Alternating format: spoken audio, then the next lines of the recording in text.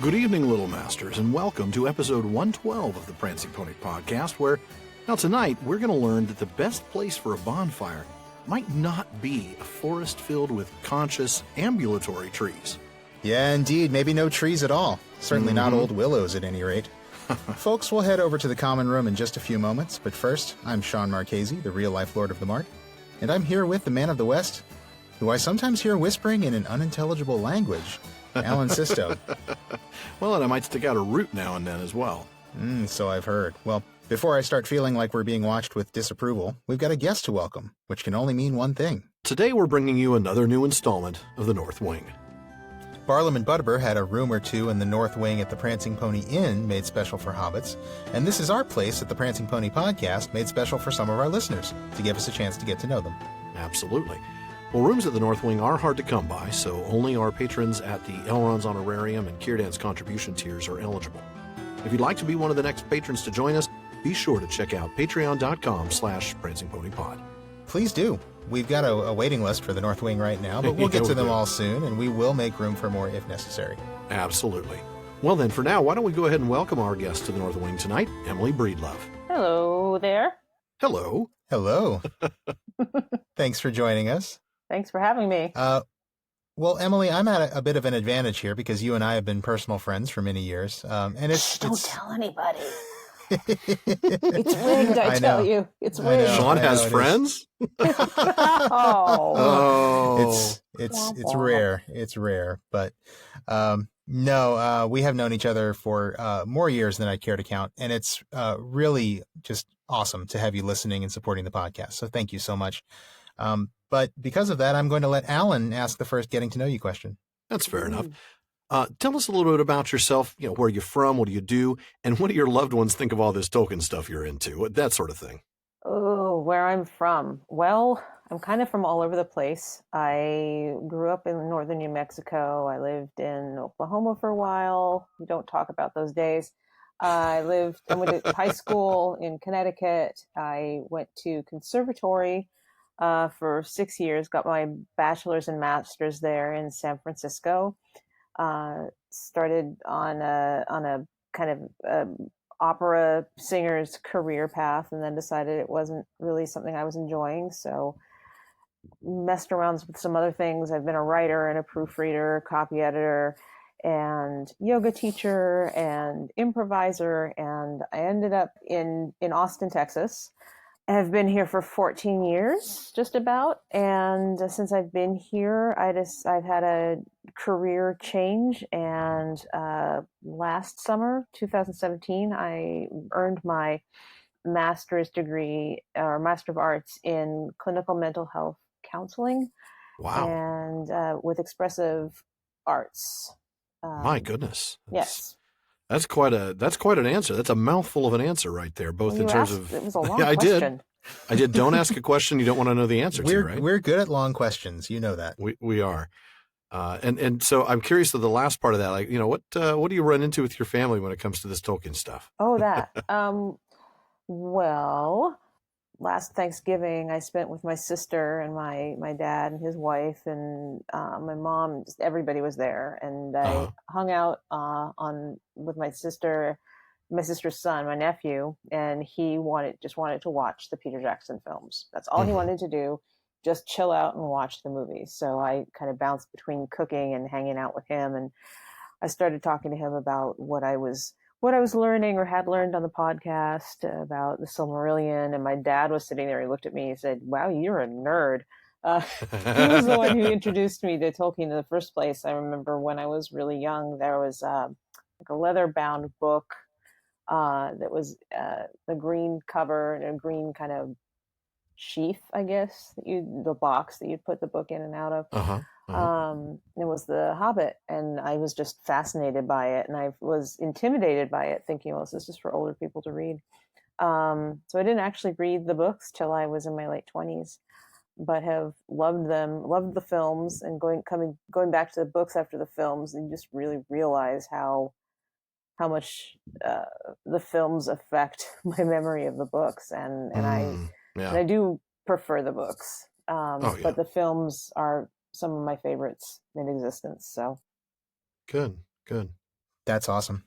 Well, you've actually kind of answered, or partly answered, my next question, which is the question we always ask everybody, which is how did you first discover Tolkien's work? You've given us that. The other part to that question that I usually like to ask is, why do you keep coming back? What is it that keeps you interested in Tolkien's work? What makes you come back and read it again and again? Friends doing podcasts. Good answer. Honestly, yeah, that was it. I'd never touched the Silmarillion before. And so I started listening and reading the Silmarillion, and that I definitely thought, I'd always heard, oh, it's just so dense, you can't get through it. And I just like to say I'm a dense person. I mean, I like one of my favorite historical fiction writers is Dorothy Dunnett, and she writes dense stuff. She researches the heck out of her stuff, and it's pretty marvelous and just rich as heck. And I really appreciated that actually about the Silmarillion. I got lost in it. Yeah. Well, you can do that, can't you? It does that, Mm-hmm. yeah. Yeah. Well, I suppose that probably leads us to the next question, which is your favorite book in the Legendarium and why? And then after you've answered that, what's your favorite non-Legendarium Tolkien work, if you have one? Well, I have not read through the entire Legendarium. I'm working my way through. I really love the Silmarillion, especially the longer, more epic tales, and to get into it immediately, having music be the creator, essentially. Yes. Mm-hmm. Yeah. That tool just of creation. Yes. Yeah, that just no pun intended resonated with me immensely. Yeah. I just thought it was so beautiful being a person who feels the artistic creative impulse is so important in life, and to have that clearly be something that was valued in this world is kind of just makes me happy, and it feels to me that all the art forms work together, not just music. We have music, we have visual art, there's poetry, there's drama. It feels like the mythos is complete, you know? Yeah. And that thread really does run throughout. You know, we talked, we had a question into Barliman's bag, I don't remember how many episodes ago, but it was about the singing in Lord of the Rings, and are they really singing, or you know, are they just sort of reciting poetry? Or is it just a, you know, like a later addition added by some scribe along the way? And I love the conclusions we came to about, no, these people are actually singing. Singing is a part of this world. And when heroes are at their and when heroes are at their most heroic, they're musical, they're poetic. Yeah, absolutely. Well, you know, with Greek theater, they would sing the words. I feel like the sung word elevates what is being said more than anything. I mean, you and I have spoken about this before, Sean.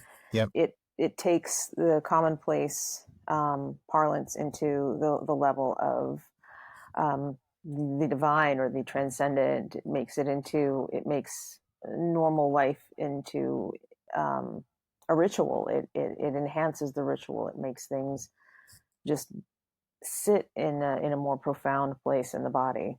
Yeah. I would dare say it enchants us. Yes. Indeed. The In literal the sense of chant. Yeah. Yep. So, Emily, as you've already mentioned, you have a background as an opera singer, an artist, a performer, an improvisational performer.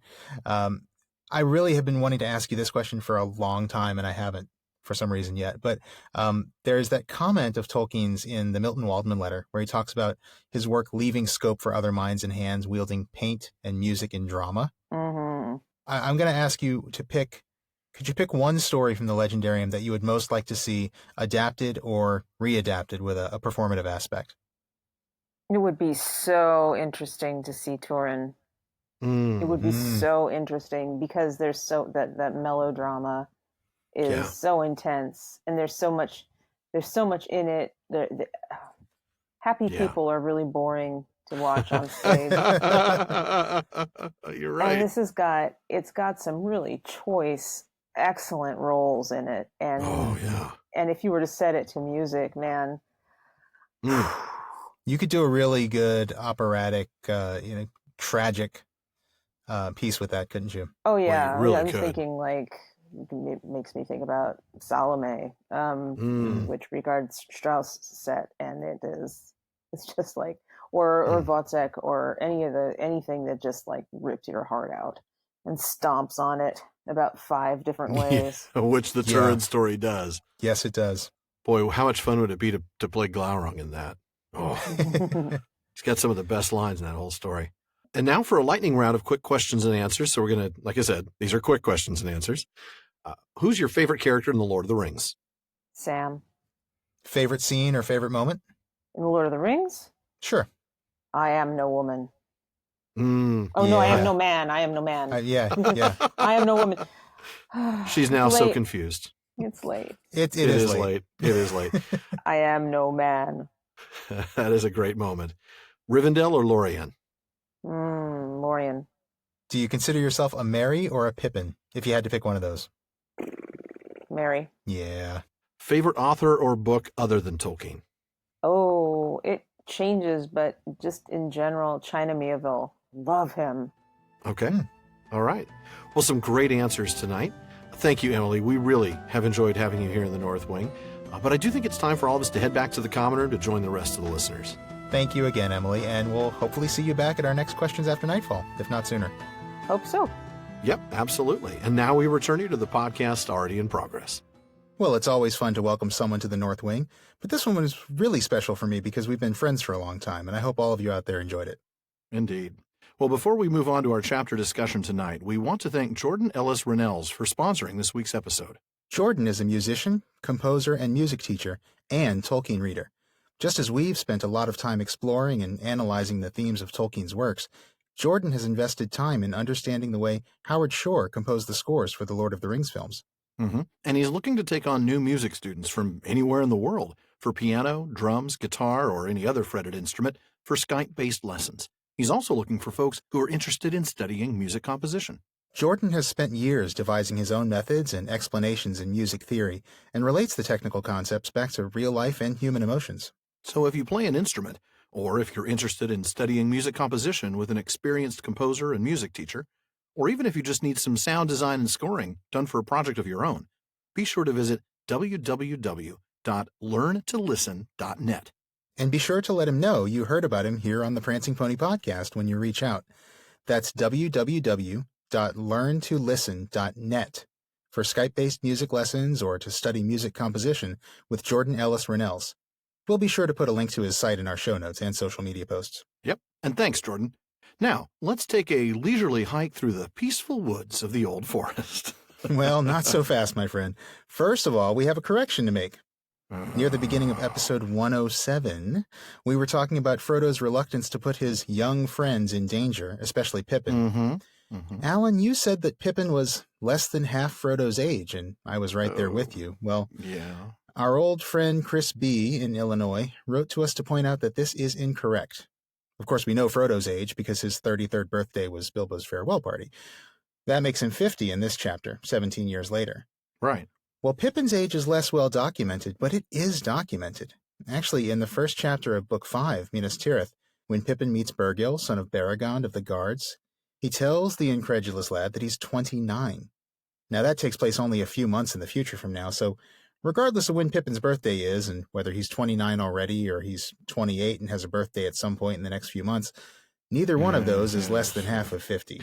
It was a figure of speech. I mean, when I see a guy my age with a young woman, I say she's half his age without checking her birth certificate, okay? I mean, fine.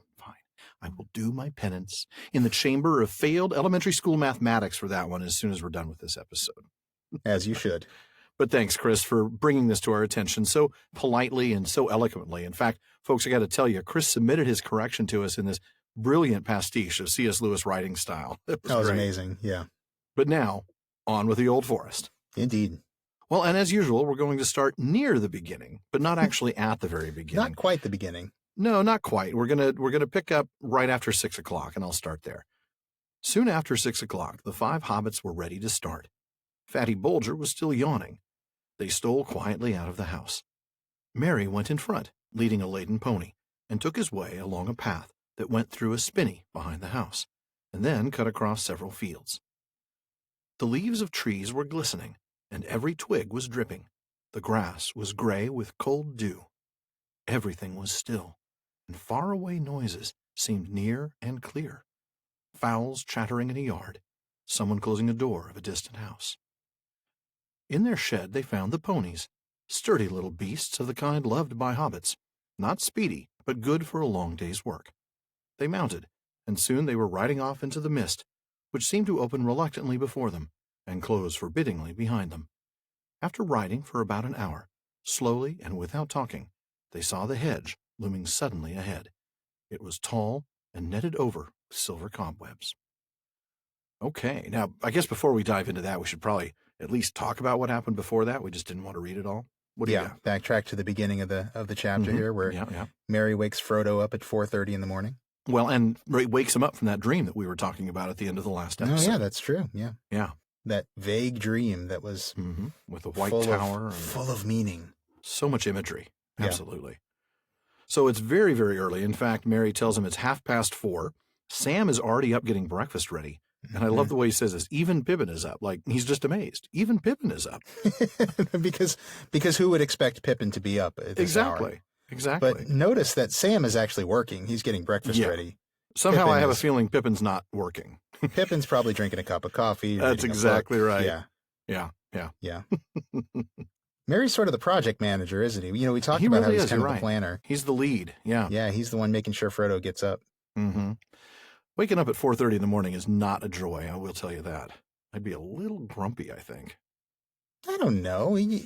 Your body was on what? It was about 5 o'clock to your body when I picked you up at Texmoot the other morning. It was 7 o'clock here in Texas, but your body. I hadn't been there for 12 hours hardly, so it was still 5 o'clock to my body. And you were a delight. You were absolutely a joy to drive. Well, thank you for 100 miles. Oh, goodness. What a drive that was, huh? It was fun, though. Folks, we'll eventually release that Texmoot conversation, that Texmoot keynote, as an episode. It may be a while because we have to slot it into our existing schedule, but it was quite fun. It was great to be there, great to catch up with a lot of our listeners, and, of course, to see Professor Olson again. So, wonderful time. It was a lot of fun. The folks at Signum University are always so welcoming, and always. They really made us feel like honored guests, and that was great. Yeah. And had a chance to catch up with some friends, so that was great. It was. But we should probably get back to the text. Probably. I don't mind digressions, but I don't want to take one that's too long. Interesting, Fatty is also still asleep because Mary's like, we got to wake that sluggard Fatty. Yeah. He's squeezing in a lot of insults into that one sentence. You're right. In just 4 words, he manages to insult him twice. To insult his work ethic and his weight. Oh, goodness. But then we get to the passage you actually read. Right. Sees the hobbits leaving just a little bit after 6 o'clock. Yeah. So, very interesting, evocative description of their departure. I love these very short sentences, right? Fatty Bolger was still yawning. They stole quietly out of the house. Yeah. And then you get the description of the path that they get through a spinney. You want to talk to me a little bit about that? This word spinney, yeah, I actually had to look this one up. It's actually a small area of trees and bushes, like a thicket. Oh, okay. Yeah. Oh, okay. Well, that makes sense. I mean, context-wise, I guess I probably would have guessed that. Yeah, but it's not a word that I've seen a lot. If I didn't look it up, too. Sure, yeah. Because, because that's what we do. That is what we do. When we don't understand words, we look them up, folks. I advise the same. I mean, really, it's a good idea. It's a good. That's why dictionaries are there, so that you can. And that's actually yet another advantage to the ebooks. Double click the word and pop, there goes the definition. Every once in a while, I can't get that to work. Yeah, it depends. So let's look at that. Let's look at the description of the atmosphere here. Yeah. The leaves of trees were glistening. Every twig was dripping. The grass was gray with cold dew. There's so much sensory information there. And then the next sentence gives us even more. You can hear those faraway noises that they seem near because of the silence of the land. Yeah. So you can hear these chickens talking far away and the door closing. The closing the of the door. Yeah. Oh. A lot of sensory imagery there. And I really like that first sentence about the glistening leaves. Oh, I know. The twigs dripping. I mean, it's like there's you feel the mist, the moisture and the dew. Yeah. Yeah, that kind of wet blanket of cloud. Yeah. Yeah, it feels heavy. The air feels heavy. It does. Yeah. So I also thought it was interesting about the ponies themselves. It frankly actually sounds like they're describing the hobbits and not the hobbits' ponies. Sturdy little beasts, not speedy but good for a long day's work. It kind of describes most hobbits, I'd say. Yeah, that's a good point. I mean, maybe not Pippin. No, he's not good for a long day's work. That's for sure. No, that is for sure. But yeah, that does make sense for the ponies. I mean, you're going to choose them for stamina. They're going to be going all the way to Rivendell as far as they know, and I don't think they anticipate actually having to outrun a ring wraith. So I'm not even sure that they have ponies that would be capable. I don't of think such that they could exactly. So you might as well go for for ones that have the stamina. Right, absolutely. And I get the sense hobbits probably just choose those kinds of ponies anyway. Workhorses, work ponies, I guess. Right, exactly, absolutely. So interesting. I thought they were a little closer to the hedge. I don't know why, but it took them an hour to get to the hedge from where they were. So they were, a good couple miles at least away from the hedge. Yeah, as we know, based on what we talked about last time regarding the speed of in terms of how fast the ponies. I keep saying horses. I should say ponies. That's true. Yeah, but then they get to the hedge, and I think that's where I have you picking up, huh? Yeah, I'm going to be picking up right where you left off. So, how are you going to get through this? Asked Fredegar. Follow me, said Merry, and you will see. He turned to the left, along the hedge, and soon they came to a point where it bent inwards, running along the lip of a hollow. A cutting had been made at some distance from the hedge, and went sloping gently down into the ground. It had walls of brick at the sides, which rose steadily, until suddenly they arched over and formed a tunnel that dived deep under the hedge and came out in the hollow on the other side. Here Fatty Bulger halted. "Goodbye, Frodo," he said. "I wish you were not going into the forest. I only hope you will not need rescuing before the day is out, but good luck to you, today and every day." "If there are no worse things ahead than the old forest, I shall be lucky," said Frodo. "Tell Gandalf to hurry along the east road. We shall soon be back on it and going as fast as we can." "Goodbye," they cried, and rode down the slope and disappeared from Fredegar's sight into the tunnel. It was dark and damp. At the far end it was closed by a gate of thick-set iron bars. Merry got down and unlocked the gate, and when they had all passed through, he pushed it to again. It shut with a clang, and the lock clicked. The sound was ominous. "There," said Merry. "You have left the Shire and are now outside and on the edge of the old forest."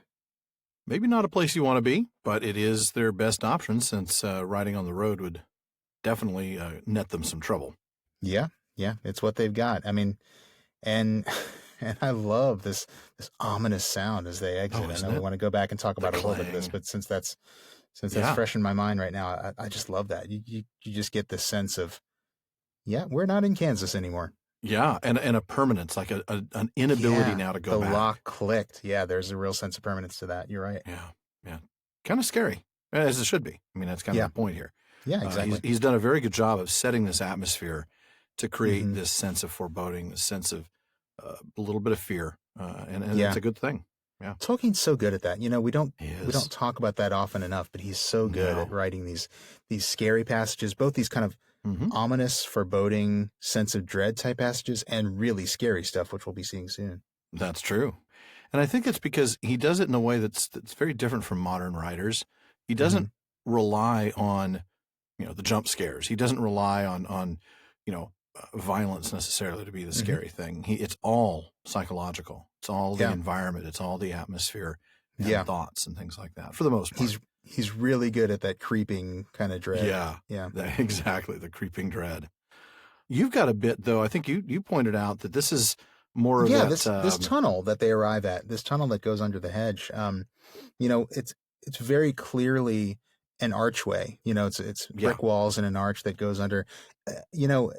Not only is this, one of our classic liminal images, this sort of crossing. That's the word I was looking place. for. That's the thing. I was thinking, I couldn't remember the exact word you used, but that is liminal language. Yep. Yeah, definitely. There's a bit of a crossing, a threshold here.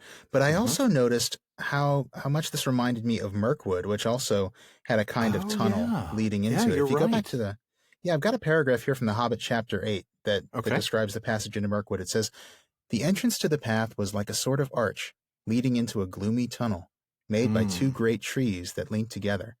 too old and strangled with ivy and hung with lichen to bear more than a few blackened leaves. Wow. So, I mean, that's an arch made by trees. This is an actual, brick arch, but created. Still, you've got a really clear gateway into this forest. Really do. Yeah, kind of a border, an indication that you are no longer here; you were there. Right. Yeah. It is interesting. I mean, you kind of wonder about the creation of this. I mean, why even create an opening in the hedge? I mean, they're so I know, because most hobbits won't go into it, but I mean, I guess Mary has said that the Brandybucks used to go in there, or they still go in there. So I guess this is just like, the tunnel for eccentrics. Doesn't he say they have like a private entrance or something? Yeah. Maybe this is it. I mean, if it has a lock on it, certainly that would suggest that. But I was thinking about this. This is less of that, traditional, you're thinking of an arch where you're on the ground and there's an archway. But if you read this is like a tunnel. It goes underneath, and then the walls of brick arch over. So it's a tunnel like underneath the ground, and then comes back up under the hedge. It's quite an engineering, I hadn't thought about it that way. Yeah. Mm-hmm. I'm just imagining an arch in the hedge, but yeah. No, it's a cutting that had made, I think the text says, at some distance from the hedge, and it went sloping gently down into the ground. Yeah, you're right. And it had the walls of bricks, and then they arch over and form a tunnel, and then you come out in the hollow on the other side. So definitely a big project here. That's right. Yeah, wow. And done after the hedge. Yeah, right. Well, hobbits, they're good at digging holes, aren't they? They are, that's true. That's a good point. I hadn't even thought about that. And then you get, of course, Fatty's farewell, basically saying, this is a bad idea, you guys Frodo. Are nuts going into the old forest. Yeah. What is wrong with you? Yeah. But, Frodo just kind of tells him like it is. I mean, that's... Yeah. Well, what else are we supposed to do? Right. If this is the worst thing in front of me, great. If it's not the worst thing in front of me, then why am I worried about this, Right, exactly. That's kind of the other side of that. Of course, he doesn't realize that he's about to get, shoved into a river by a tree. By a tree. Well, who would, That's true. It's not the kind of thing you expect when you wake up today. It's not high on my list of fears when I leave the house in the morning. No, being shoved into the water by a tree. And held down by a root. Yeah, never thought of that. No. I love the fact that you would get these little hints that, he still expects Gandalf to show up, Yeah. Not like if Gandalf shows up, tell him to hurry along the East Road. Just tell him to hurry. Yeah, because he's going to be here soon, I'm sure. He's totally going to be here. And then, though we didn't read it, we get Mary's explanation. Well, I am going to read part of it, but we get the beginning of Mary's explanation. And he's basically saying that the stories about goblins and wolves, those are not true. But then he says the forest is queer. And you've got an interesting sidebar on that, don't you? I do, yeah. Listener Logan asked us to do some word nerdery on the word queer as it's used in Tolkien. It's come up a few times in the text so far, but it comes up so often in this chapter that I thought this was a good place to go into it. Obviously, the meaning of the word has changed quite a bit over the 20th century, and the specific connotations and implications of the word really continue to change today. But Tolkien's usage of it is, of course, an older meaning of the word, meaning simply strange, or odd, or peculiar.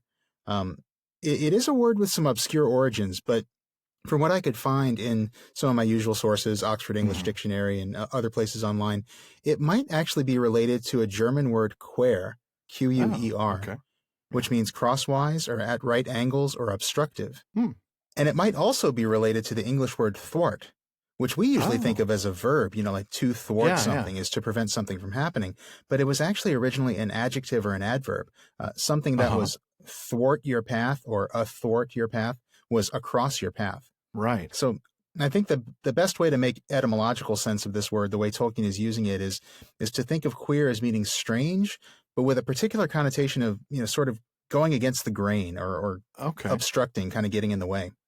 That makes sense. And that's exactly what we see here in the Old Forest. And without a doubt. Absolutely.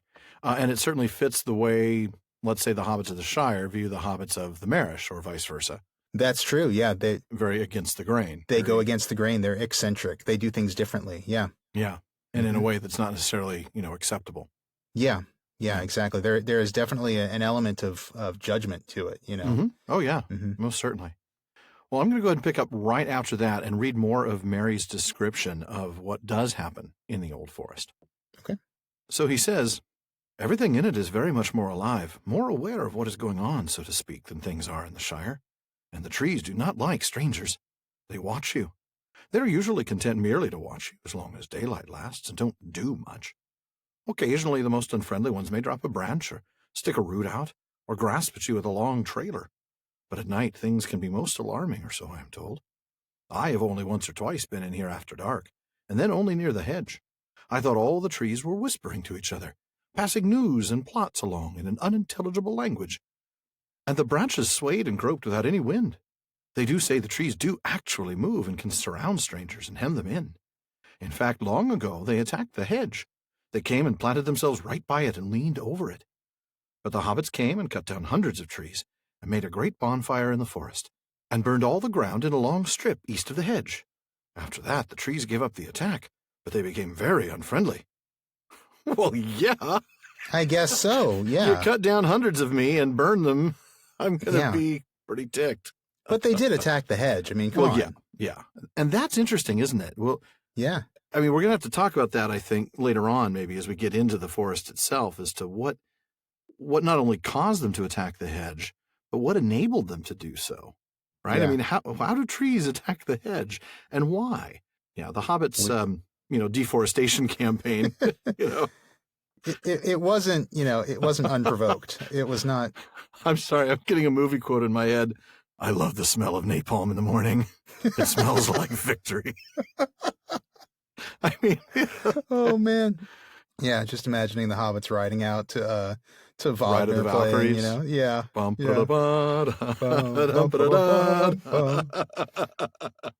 Oh man, burning the trees, burning the trees.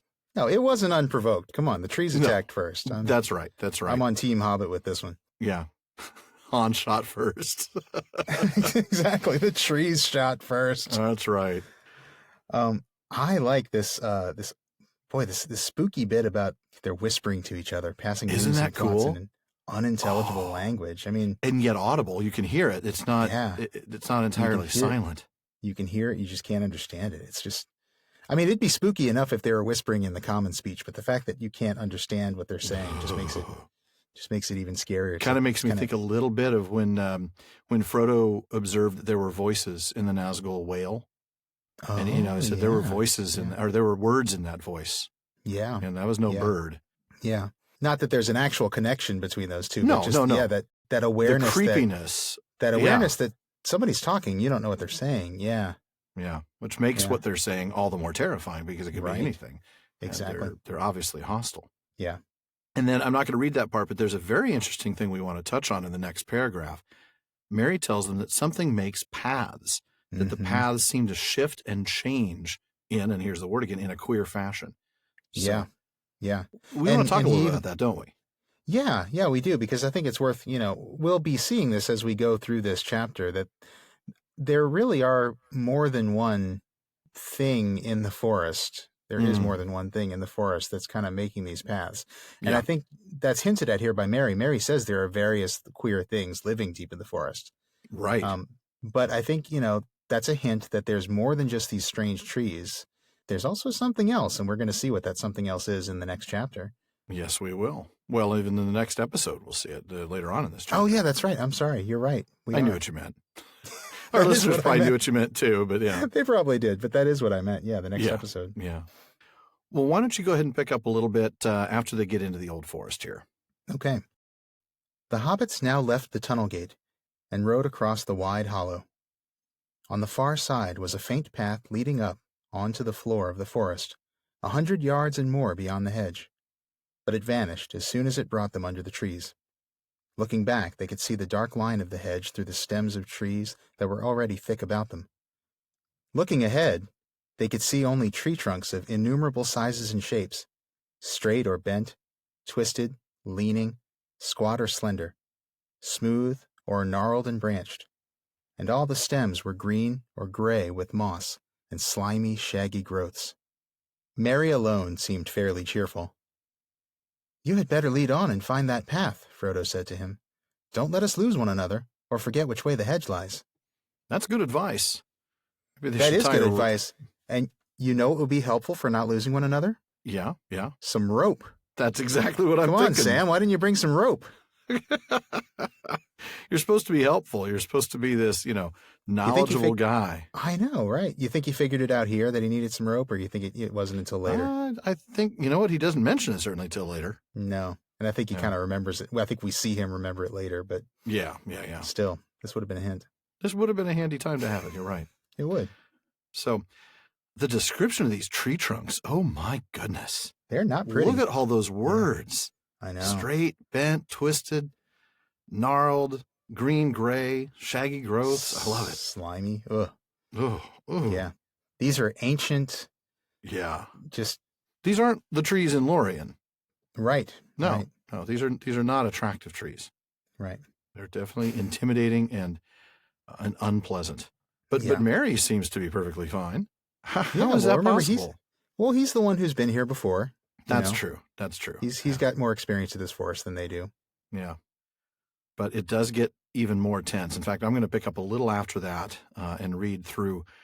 You'll see where I read through. All right. So, as they went forward, it seemed that the trees became taller, darker, and thicker. There was no sound except an occasional drip of moisture falling through the still leaves. For the moment, there was no whispering or movement among the branches, but they all got an uncomfortable feeling that they were being watched with disapproval, deepening to dislike and even enmity. The feeling steadily grew until they found themselves looking up quickly or glancing back over their shoulders as if they expected a sudden blow. There was not as yet any sign of a path, and the trees seemed constantly to bar their way. Pippin suddenly felt that he could not bear it any longer, and without warning let out a shout. "Oi, oi!" he cried. "I'm not going to do anything. Just let me pass through, will you?" The others halted startled, but the cry fell as if muffled by a heavy curtain. There was no echo or answer, though the wood seemed to become more crowded and more watchful than before. "I should not shout if I were you," said Mary. "It does more harm than good."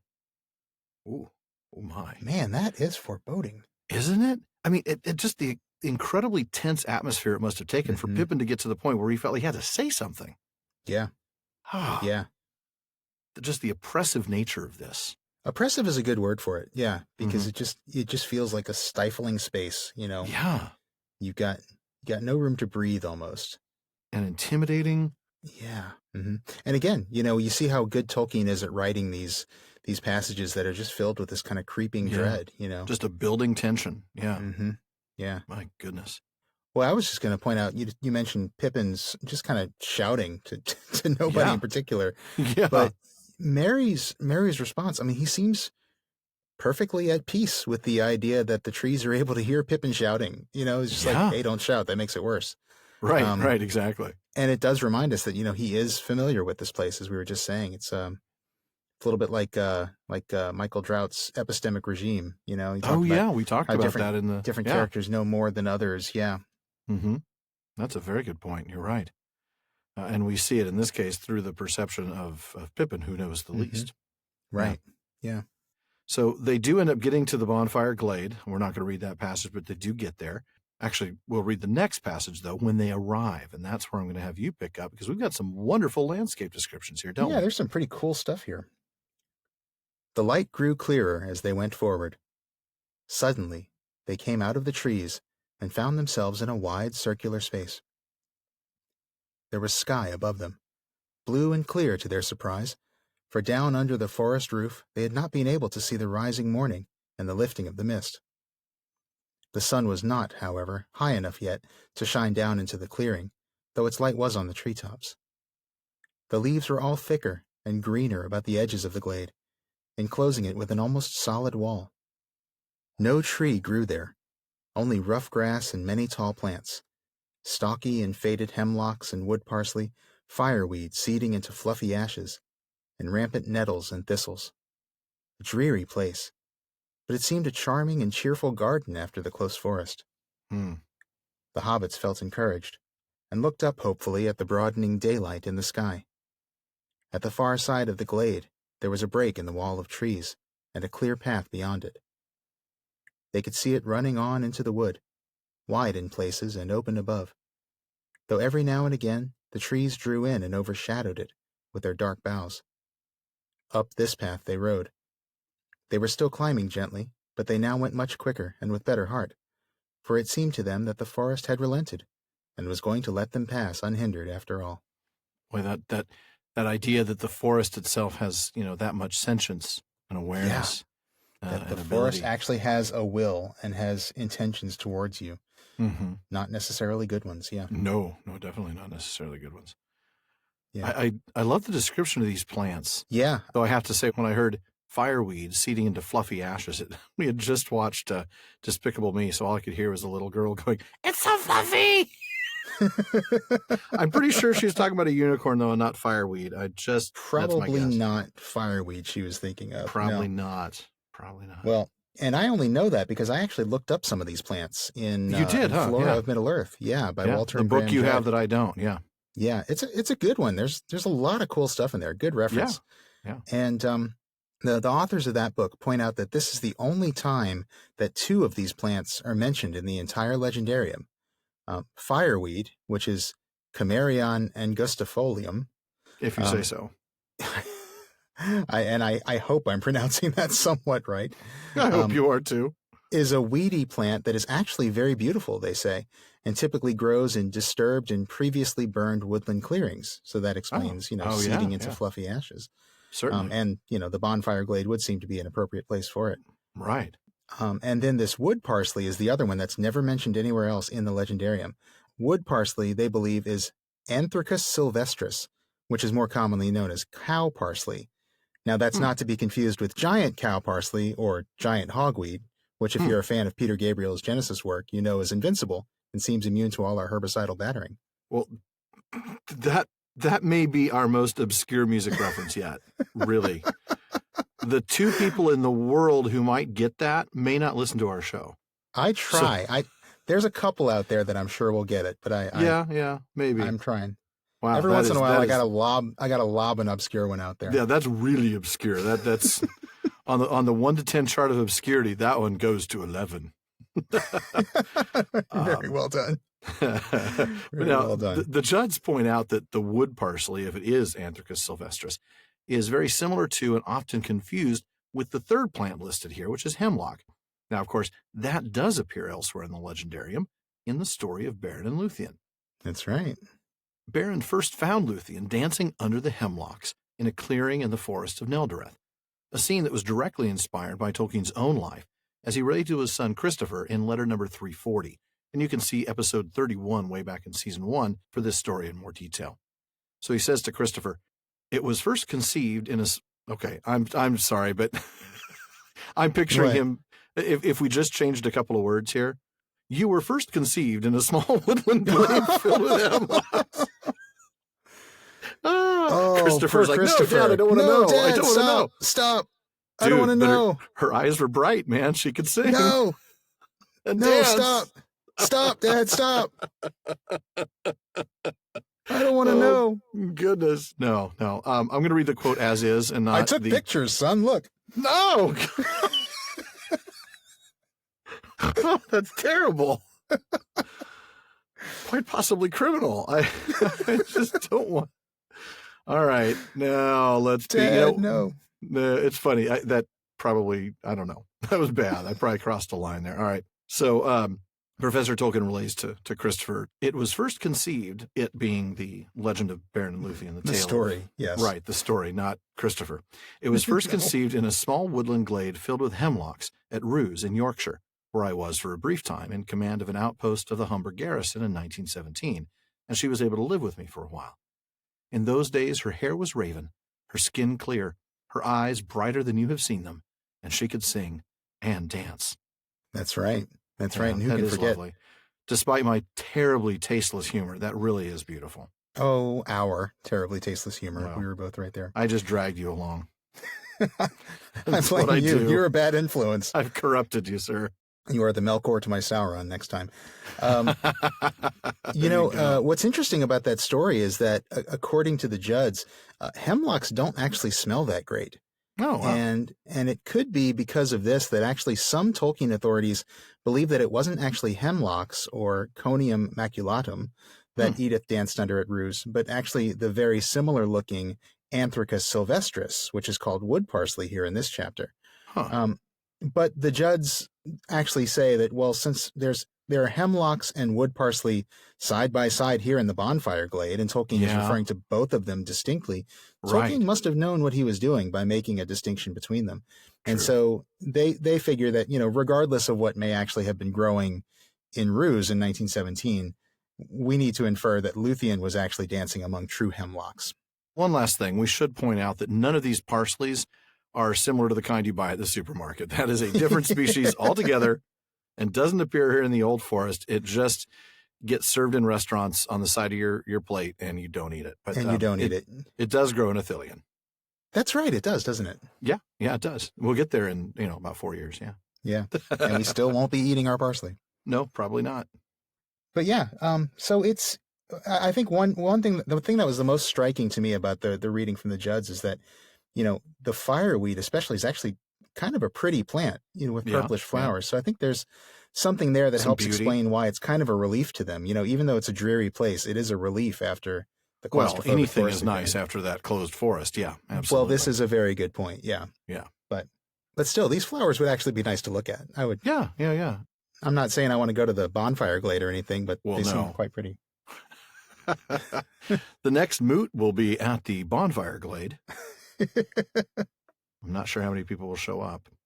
Probably not too many. No. And the ones that do might end up, caught by Old Man Willow down the way. But this is a really interesting little location. Blue, clear sky, but still early enough that you can't get sun in the clearing. That's interesting. So we're still very early in the morning. Yeah, that's true.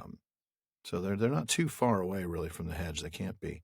Yeah. I think it's interesting that they see this path so clearly. It's almost as though it's a ruse, and I don't mean ROOS, where Edith was dancing. Where Edith danced for ruse, like a trick. This is the trees are luring them forward into a place that they think is safe, that they think will go up, up and over. Oh yeah, further on. But that's a good catch. Yeah, I think you're right. Yeah. So I think that's exactly what's going on because we're going to see how well they just get steered right to where the trees are trying to take them. Yeah. So the trees here are really clearly hostile, as we've seen. And that makes me think of something that I found in the letters. Apparently there was a newspaper article written about forestry, and it contained this line: "Sheep walks where you could once ramble for miles are transformed into a kind of Tolkien gloom where no bird sings." Charming. Not surprisingly, the professor did not remain silent. His letter to the paper was published less than a week later, so he obviously got on it right away. And it's that letter, which we have as number 339, that brought this to my attention. In that letter, he explains that while Lothlorien is beautiful because there the trees were loved, he goes on to point out that elsewhere, forests are represented as awakening to consciousness of themselves. The old forest was hostile to two-legged creatures because of the memory of many injuries. Now, this isn't justification, of course. In letter 212, he says that trees may go bad, as in the old forests. So, yeah, and that's a really good find in the letters, and because this memory of many injuries, I remember reading ahead a little bit, and Tom Bombadil talks a little bit about this in the actual next chapter, not the next episode. Yes, not just the next episode, right? But the next chapter, he talks a little bit about Yeah. So that's really neat. Interesting. Well, I'm going to go ahead and pick up right after that, and we're going to get Frodo's, rather unfortunate song. So, now stronger than ever, they felt again the ill will of the wood pressing on them. So silent was it that the fall of their ponies' hoofs, rustling on dead leaves and occasionally stumbling on hidden roots, seemed to thud in their ears. Frodo tried to sing a song to encourage them, but his voice sank to a murmur. "O wanderers in the shadowed land, despair not, for though dark they stand, all woods there be must end at last, and see the open sun go past. The setting sun, the rising sun, the day's end or the day begun, for east or west all woods must fail." Fail. Even as he said the word, his voice faded into silence. The air seemed heavy, and the making of words wearisome. Just behind them, a large branch fell from an old overhanging tree with a crash into the path. The trees seemed to close in before them. They do not like all that about ending and failing, said Mary. I should not sing any more at present. Wait till we do get to the edge, and then we'll turn and give them a rousing chorus. He spoke cheerfully, and if he felt any great anxiety, he did not show it. The others did not answer. They were depressed. A heavy weight was settling steadily on Frodo's heart, and he regretted now with every step forward that he had ever thought of challenging the menace of the trees. Wow. Wow. Poor Frodo. I mean, yeah. All he's trying to do is sing a song just to kind of lift their spirits up a little bit. Yeah. But... And he chooses the wrong one, obviously. I've done that in the car before. I've put on the wrong playlist with my kids, and then suddenly... This is like if you're listening to a Pandora playlist and this song comes up, you just got to hit thumbs down. Skip to the next one. Yeah, every once in a while, like, oh, I forgot this song was on this mix. Oh. Yeah. Oh, no. Yeah. Oh, no. Don't want my kids to hear that one. Yeah. But I'm sure it felt like a good idea at the time, Well, yeah, clearly. But boy, what a description this is.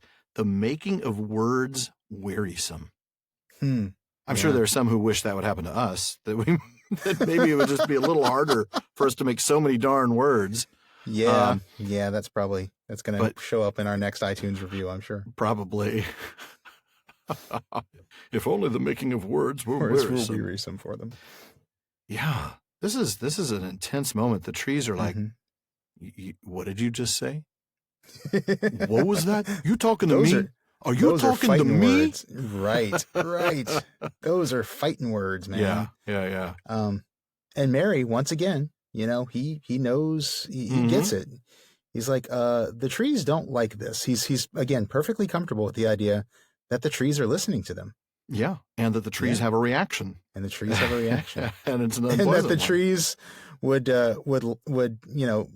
be able to hear it when they thumb their noses at them after they finally get to the edge and turn and give them a rousing chorus. I love that. That's great stuff. But yeah, poor Frodo, the burden that he's already carrying. And here he is just a few miles away from home, already regretting that he'd ever thought of going into the old forest. Mm-hmm. Well, they do end up getting to towards a green hilltop. They see it, and the path seems to be heading there. And that's where I'm going to have you pick up next. Okay. They now hurried forward again, delighted with the thought of climbing out for a while above the roof of the forest. The path dipped, and then again began to climb upwards, leading them at last to the foot of the steep hillside. There it left the trees and faded into the turf. The wood stood all round the hill, like thick hair that ended sharply in a circle round a shaven crown. The hobbits led their ponies up, winding round and round until they reached the top. There they stood and gazed about them. The air was gleaming and sunlit, but hazy, and they could not see to any great distance. Near at hand, the mist was now almost gone, though here and there it lay in hollows of the wood, and to the south of them, out of a deep fold cutting right across the forest, the fog still rose like steam or wisps of white smoke. "That," said Mary, pointing with his hand, "that is the line of the Withywindle. It comes down out of the downs and flows southwest through the midst of the forest to join the Brandywine below Hayesend. We don't want to go that way. The Withywindle Valley is said to be the queerest part of the whole wood, the center from which all the queerness comes, as it were." That's a little foreboding. We don't want to go there. Hint, hint, Quite. wink, wink, nudge, nudge. And that's exactly where you're going to end up going. Yeah. In a world where you say in advance where you don't want to go, but you go there anyway. Anyway. 4 hobbits are led inexorably towards the Withywindle. The word inexorably would never be in I was going to trailer. say, the movie trailer guy that. never says inexorably. Never says inexorably. I say inexorably. Well, yeah. You do. That's why I don't do movie trailers. There you go. In a world. So you get... Anyway. You've got a little word nerdery for us on Withywindle. Or is it Withywindle or Withywindle? Is it voiced? I say Withywindle. That's what I thought too, but I must have heard somebody say it the other way. I don't know. I think it's subtle. Maybe if somebody knows it's supposed to be withy with a really soft I've always done it voiced, just withy. Yeah, Withywindle. That's how I do it. Yeah, it just sounds right that way. It does, absolutely. It sounds almost onomatopoeic that way. Withywindle. Yes, it does. You're right.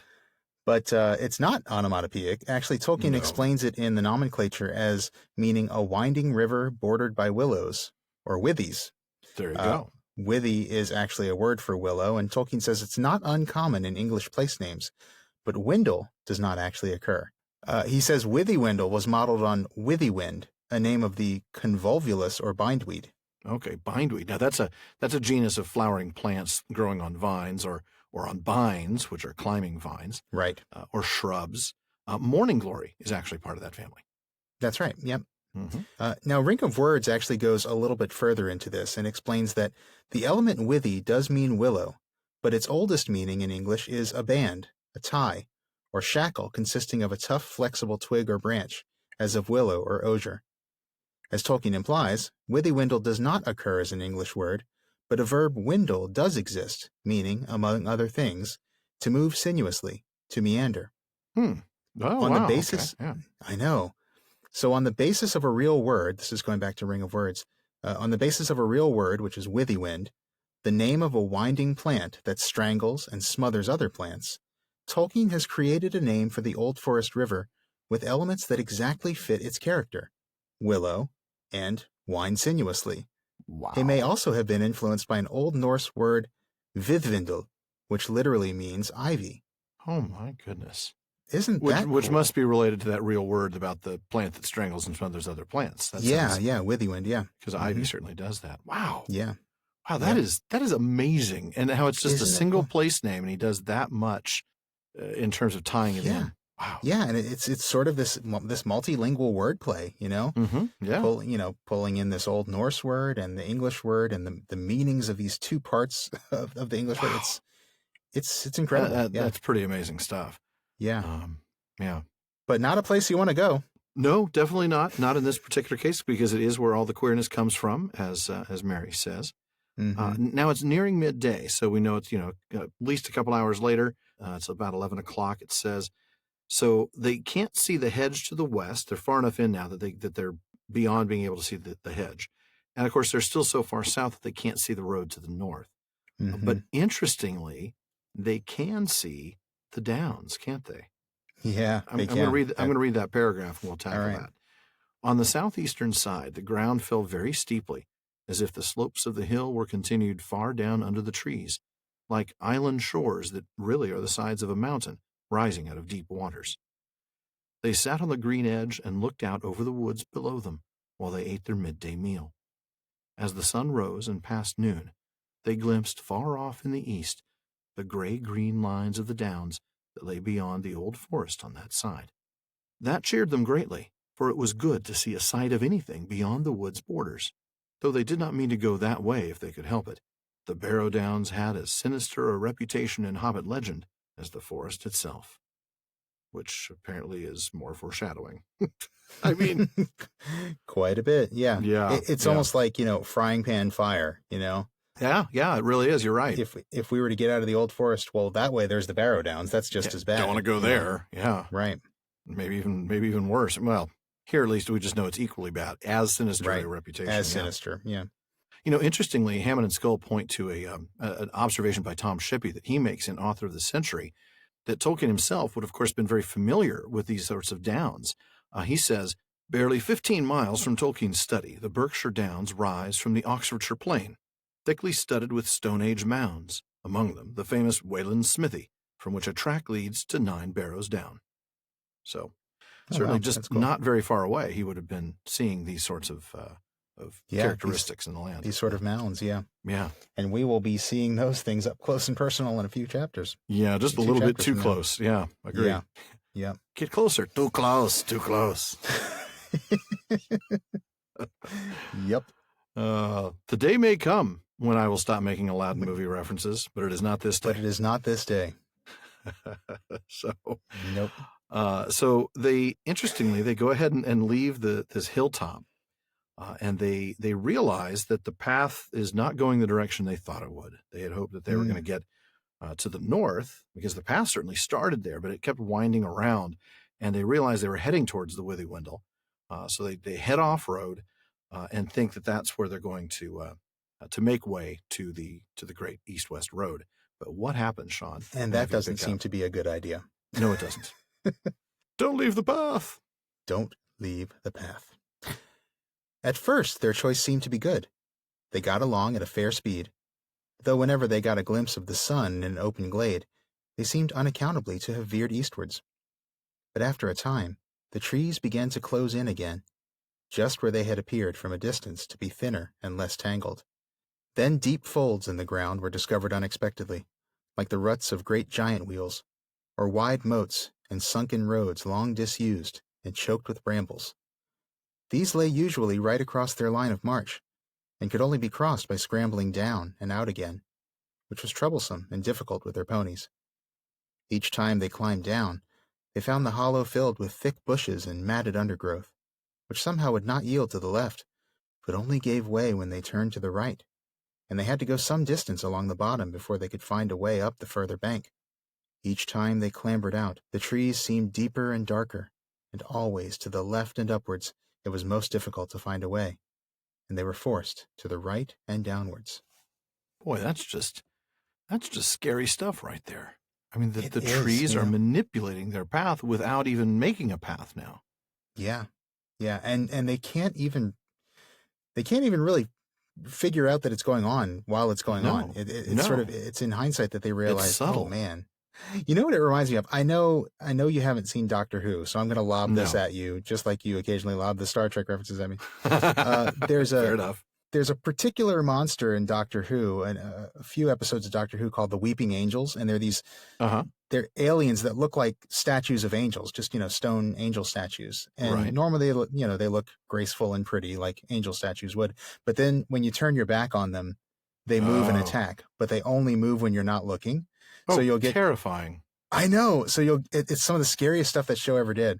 So you'll get characters turn their back on these statues, and then when they look again, the statue has like a scary face and it's about to jump on you. And it's what? I'm kind of reminded of that with this, because it's just like, yeah, I can see why. You don't see it.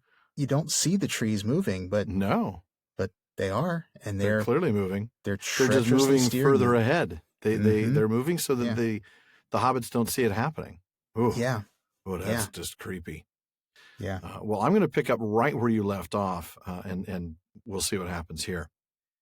After an hour or two, they had lost all clear sense of direction, though they knew well enough that they had long ceased to go northward at all. They were being headed off, and were simply following a course chosen for them, eastwards and southwards, into the heart of the forest, and not out of it. The afternoon was wearing away when they scrambled and stumbled into a fold that was wider and deeper than any they had yet met. It was so steep and overhung that it proved impossible to climb out of it again, either forwards or backwards, without leaving their ponies and their baggage behind. All they could do was to follow the fold downwards. The ground grew soft and in places boggy. Springs appeared in the banks, and soon they found themselves following a brook that trickled, babbled through a weedy bed. Then the ground began to fall rapidly, and the brook, growing strong and noisy, flowed and leaped swiftly downhill.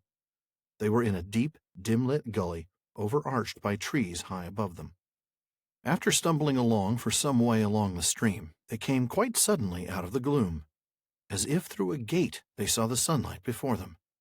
Coming to the opening, they found that they had made their way down through a cleft in a high, steep bank, almost a cliff.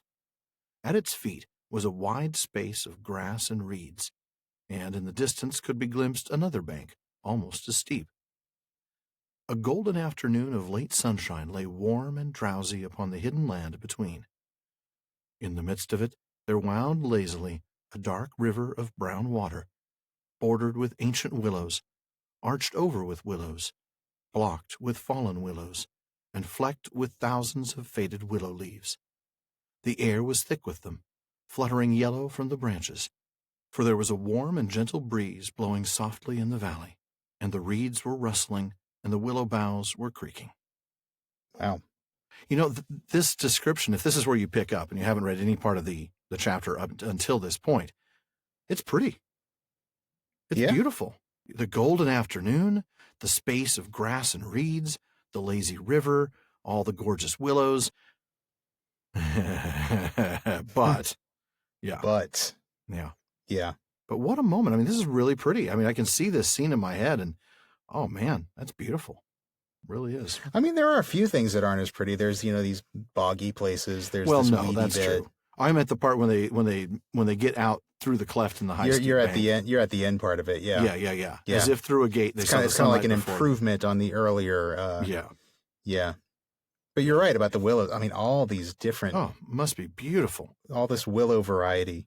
Mm-hmm. Ancient willows, fallen willows, faded willow leaves. Yeah. Willow boughs. They're everywhere. Yep.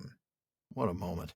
But yeah, prior to that, of course, just this idea that they're losing the sense of direction.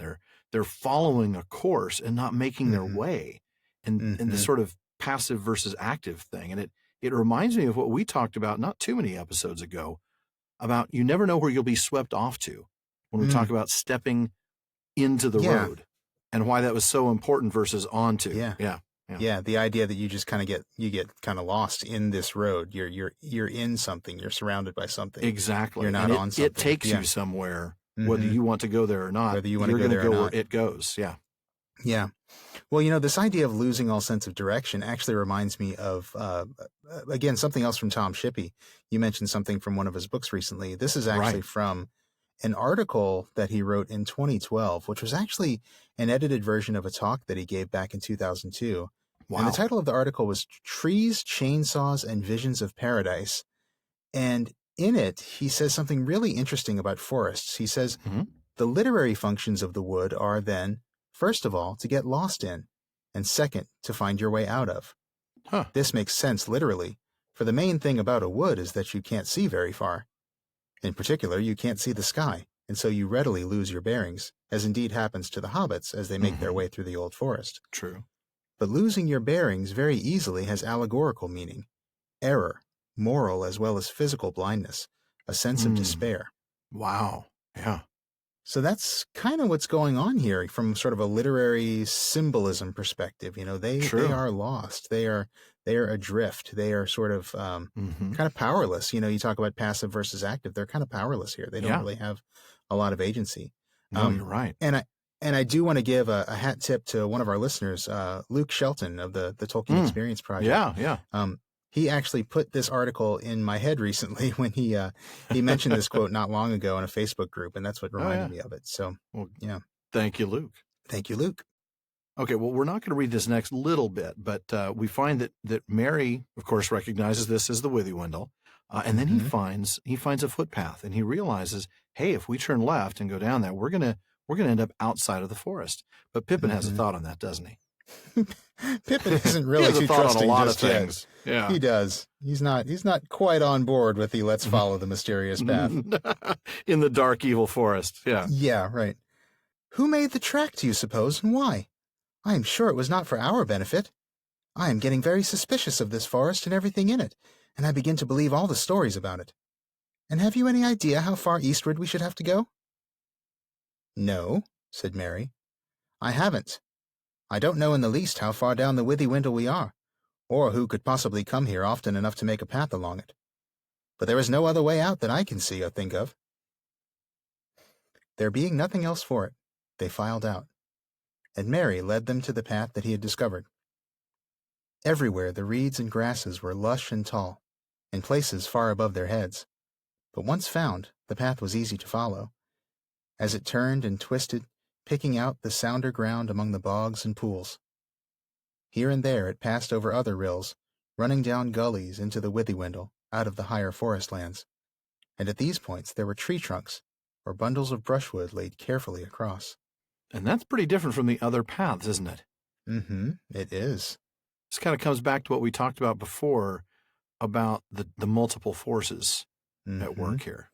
Yep. Some of these paths are made by the trees, by the evil force. Some of these paths seem to be made by somebody else. That is correct. But who that other person is, we're going to have to wait a week, because that wraps it up for tonight's discussion. But join us again next week as the hobbits wind their way towards inevitable willowy doom. Not to mention that oddball with the yellow boots. He is an enigma, that Tom. True. Well, before we get to Barliman's bag, we want to give you a brief reminder about the Fellowship of the Podcast. If you've been listening lately, you've heard us telling you that we're getting closer to our next goal of setting up a Discord server. Yeah. Well, it turns out our listeners really can't get enough of our private humiliation, and we should have that set up by the time this airs. Yes, we should. But to keep our embarrassment amongst friends, that Discord server is limited to our patrons at the Gift of Gondor level or higher. So if you want to listen in live during an episode recording, well, be sure to visit patreon.com/prancingponypod. You'll also get all sorts of other goodies like access to exclusive content and some PPP swag. Ah, delightful swag. Ah, swag. And what wouldn't we do for swag, you know? I know, seriously. I will do a lot of things for swag. But anyway, Yep. If you're looking for a new Tolkien Don't give me a book, list. I don't want to know. I will not, because certainly not with a microphone running. Yeah, good idea. But if you're looking for a new Tolkien book, check out the official library pages at our website, theprancingponypodcast.com, where we've put together a set of links for our listeners to all the books we've ever mentioned on the show, Tolkien or otherwise. Mm-hmm. And if you wouldn't mind posting a review on iTunes, we'd really be grateful for that. That increases our visibility. That means more new listeners, more great questions for Barliman, more discussion on social media, and a more vibrant Tolkien community. Yep. And it's also helpful if you share us on social media, Facebook, Twitter, Reddit, wherever there are Tolkien fans. Now, with all that done, let's take a look and see what old Barliman has in the mailbag for us. Sean? Well, for starters, we got a lot of feedback from listeners on my disbelief that Farmer Maggot's wife would call him by his last name. Oh, yeah. Yeah, we got a lot of feedback. We got responses from way too many listeners to name them all here, unfortunately. I mean, everywhere. Email, Facebook, everywhere. Everywhere. But, we did hear some common themes ranging from, well, basically, what are you, nuts? People call each other by their last names all the time. They gave us the reminder that we already knew that Tolkien's friends called him Tollers, but they also suggested some of the responses that married couples call each other by their birth surnames as a joke sometimes. More than one person pointed us to the television series The Office, in which the character Jim calls his wife Pam by her maiden name Beasley. Now, apparently this is more common in the UK than you think, which was interesting. Yeah, and I feel like I need to explain myself. Yes, I have been called by my last name by male friends in the past, especially when I was younger. Right. So I do know that's a thing. I just haven't seen it among married couples that much. Yeah, not at all for me. Maybe I've called my wife by her maiden name jokingly from time to time, but not enough that I really remember it being a thing. No. And I guess I just didn't really see anything here to mark that this was, a joke from Maggot's wife. So right. I think that's kind of what threw me off a little bit. Several of the responses, I love this, referred to Jane Austen in some way. Reminding us of the fact that, in this broadly 19th century style social conventions of the Shire, it was just more expected to call people by their last names in public. True. Got a lot of messages on that front, but my personal favorite response has to be the one I got from Michelle L. in Indiana. She pointed to Jane Austen, and she said a few things here. First of all, in polite company, people of the 19th century would typically be more formal and would call people Mr., especially when they're higher up the social ladder. Michelle said, we do see that in this chapter. Working-class Maggot calls Frodo, who's a wealthy aristocrat, Mr. Baggins. That's true. And Maggot actually initially calls Pippin, another wealthy aristocrat, Master Pippin, but then corrects himself to say Mr. Peregrine Took, I should say. Now, that's an indicator of what we already know, that Maggot's known Pippin for a long time and has had contact with him since he was a child. But now he's suddenly realizing and acknowledging that Pippin is a grown man, a grown man hobbit. But he still calls him Mr. Peregrine, the use of the first name indicating, a lot greater familiarity with Pippin than he has with Mr. Baggins. Mm-hmm. Now, Michelle's thought on it is that Mrs. Maggot probably calls her husband Mr. Maggot in front of the farmhands. But in front of the upper-class Frodo and Pippin, she doesn't want to do that because they're higher up the social chain than he is. So she drops the Mr. and calls him simply Maggot. That's interesting. But Michelle adds one more thing. She says that the reason Maggot doesn't address Sam may not be intended as a snub. He may simply not know Sam well enough to know his social position. And so to avoid a faux pas, which, we clearly don't avoid those, Maggot just avoids addressing him altogether instead. We seem to court faux pas occasionally. Yes, we do. But come here, little faux pas. Aren't you so cute? Yeah, right. That's about it. Offering him candy. It's an interesting and a well thought out response. Thank you, Michelle, for that. I got to say, I'm still not sure about that last point regarding Sam. I still think there's a snub there. And I don't know. I would think Sam's clothes must mark him out as, a member of the working class, a gardener. Probably, yeah. But, aside from that little point, which I might kind of go back and forth on, a lot of this makes sense to me. Alan, what do you think? Oh, I agree. Well, first, the sheer number of corrections or explanations was pretty overwhelming, which makes this just another example of why we need to be careful with assumptions based on personal experience. Hey, it's my applicability regarding the text. There you go. Come on. That's right. It's applicability, man. Personal. Yeah, exactly. But like you said, look, calling somebody by their surname, that is very common, but it's typically among men. And from my experience, it's typically younger men. In college, that's what we did all the time. Absolutely. That's always last names. Yeah. But Michelle's explanation about the class distinctions is really interesting, and I think pretty likely explanative. Like you, I don't buy the excuse for the way Maggot treated Sam, though. We don't get the details, but we learn from the text that Pippin introduced the other two to the farmer.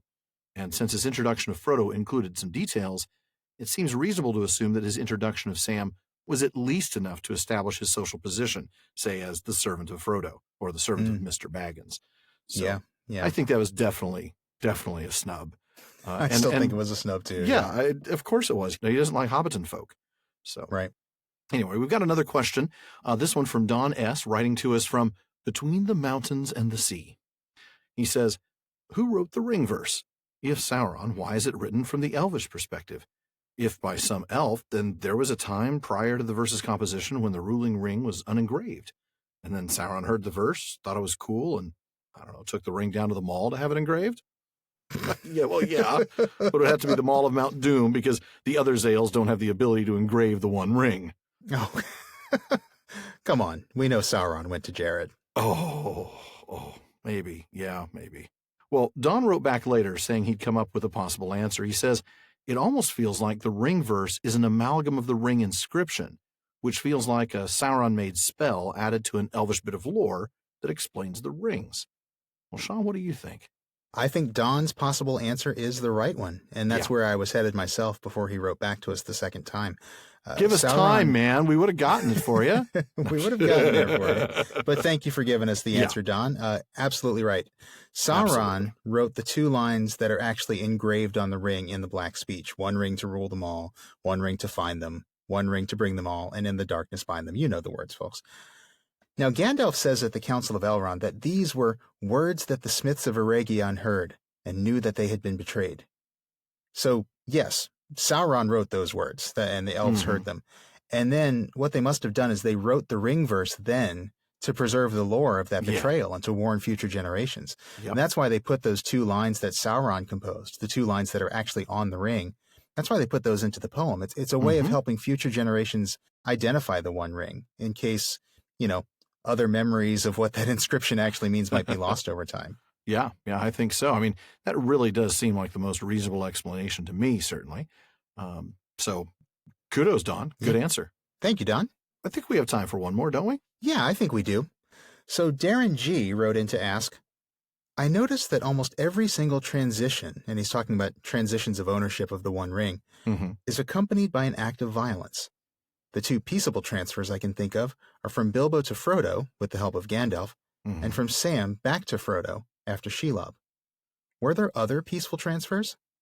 Gollum to Bilbo wasn't that violent, but it still left Gollum wanting to kill Bilbo. True. Very true. And then the second part of this question, it says, it seems to me that the transfer from Bilbo to Frodo was really quite remarkable, as he had the ring for a long time, Bilbo, of course, and gave it up pretty easily. What can be said of those ring bearers who had the ring for long enough for it to have an effect on them, but were still capable enough to let it go? And what does that tell us about the characters themselves who gave up the ring peaceably? Yeah. And now I have a third question, Darren says. Was Frodo the only recipient of peaceful transfers of the ring? And what does this tell us about Frodo? Ooh. Alan, what do you got? Well, yeah, Frodo was the only person that we know of throughout history to receive the One Ring through someone actually giving it to him peacefully. He didn't have to steal it or murder anyone or cut it off somebody's finger, which are the three transfers before him. Does this tell us something about Bilbo and Sam, the two hobbits who peacefully gave the ring to Frodo? Yeah, I think it does. We've mentioned before how utterly remarkable it is that Bilbo had the ring for so long and yet could still willingly give it up. We've talked about the fact that he's the first person in the history of the ring to be able to give it up of his own volition, and how strong he is to be able to do that. And Sam, even though he's not going to have the ring for very long, when he does get it later in the story, he happens to be in possession of it on the borders of Mordor, very close to the center of the ring's power. The ring must have had an intense hold on Bilbo due to the amount of time that he had it, though I know that's a lot less than the amount of time Gollum had it. Sure, yeah. But the ring must also have had an intense hold on Sam due to where he had it. And you remember the visions that he had about, this ruling. Samwise the Strong and all that. Samwise the Strong, right, hero of the age. Mm-hmm. But he was able to give it to Frodo when the time came. Again, it wasn't easy, but he did it. So yeah, it was a tremendous effort, a huge victory for both of them that they were able to do that. We've talked about the fact that there are some surprising parallels between Bilbo and Sam, and I know that we'll continue to talk about those and point them out as the story goes on. Yeah, that's all true. I agree. I do love the last question too, though, about what this tells us about Frodo. I wonder, is there something about Frodo that makes it easier for people to give him the ring than anyone else? Now, I suppose one could argue that if that's true, that diminishes the great feat of willpower that Bilbo and Sam achieved to give the ring to Frodo. But I don't think it does. No. I think there could be something about Frodo that makes it possible to give him the ring willingly. I couldn't say what that is, but maybe it's something in the music. It's his big doughy eyes. I'm sorry. I'm compelled to give you the ring. Always with the eyes. I just look into those eyes, and I see a face I can trust. There you go. But no, I think it's probably something that's quite all right. But I suspect it's either something in the music or it's something about the fact that Frodo is meant to have the ring. That's exactly as Bilbo was meant to find it. I think that's really the key. Mm-hmm. Maybe because Frodo is meant to have it, the natural course of the music works in some indescribable way so that the ring does find its way to him more easily than it would find its way to someone else. True. I mean, it's not something that I think we could explain how or why it works, just that it's meant to work. It's kind of the same way that Beren is able to touch the Silmaril, despite the fact that mortal flesh is not supposed to be able to touch the Silmarils. True. And a hat tip to listener Arthur H. for that one, for asking me a question about Beren and the Silmaril not too long ago, which was unrelated to this one, but it just kind of reminded me of the story right when I was preparing for this discussion. And did it have an awful pun? It did, yeah, because that's okay, good. Arthur is so good at those, yeah. Okay, sure I was concerned it might have been an imposter if it didn't have a terrible pun. No, it was definitely Arthur. Oh, man. But even if Frodo is meant to have the ring, and that helps things fall into place so that he gets it, I still don't think that diminishes what Bilbo and Sam do, because as we've talked about before, fate, providence, etc., are at work in the world, but it's not enough. Individuals have to exercise free will in order to make something happen, even if it's fated to happen or meant to happen as part of Iluvatar's plan. Yeah, I think so. I mean, we have this tendency to view events as being either fate or free will. Is it A, fate, or is it B, free will? And the answer is yes. We have to. It's hard to get comfortable with that because it's not even C, both of the above. It's like an answer that doesn't make sense.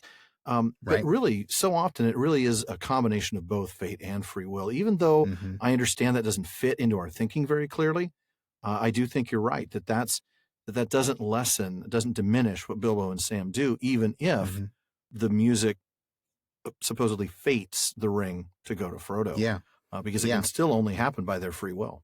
Right. They still have to give it up. They still have to willingly give it up, even though Frodo might be, predisposed to be an easy guy to give it to, Yeah, there you go. Good stuff. Well, folks, that wraps it up for another episode of the Prancing Pony Podcast. Now, please be sure to join us again next week when we boldly face the mystery of Tom Bombadil and say, not yet. Well done. That's right, folks. Just like brave Sir Robin will bravely run away from the Tom conundrum. This time. But folks, thanks again for listening, and thank you for making our common room on Facebook such a fun place to spend time. We want all of you to be a part of this conversation, and it doesn't stop when the episode ends. See the comments, questions, corrections, and more on Facebook at The Prancing Pony Podcast, on Twitter at Prancing Pony Pod, and on Instagram at Prancing Pony Pod.